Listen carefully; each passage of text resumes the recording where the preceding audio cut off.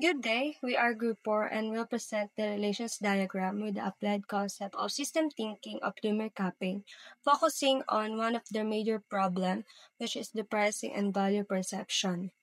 Our diagram shows two loops. First is the reinforcing loop in red, which highlights how problems keep worsening, and second is the balancing loop in blue, which shows how improvement can break the cycle.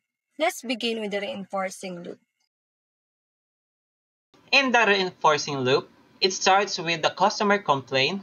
When the customer feels unsatisfied, they spread negative words of mouth, which directly reduce the cafe's customer base.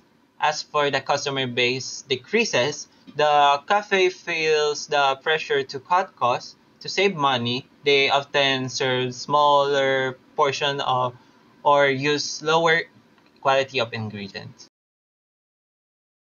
Now, because of these smaller portions and lower quality, customers experience full value for money. When people think they're not receiving what they paid for, complaints rise again, starting the cycle all over. This is why it's called a reinforcing loop because the problem keeps repeating and getting worse over time. On the other hand, we also have the balancing loop shown in blue. Here, customer complaints can actually push the cafe to focus improvements.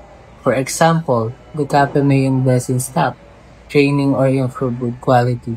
This action helps reduce the issue of small portions or low quality.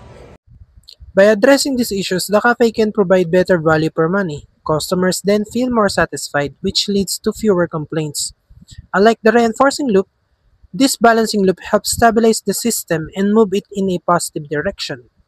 In conclusion, Lumiere Cafe is caught in a dangerous reinforcing cycle.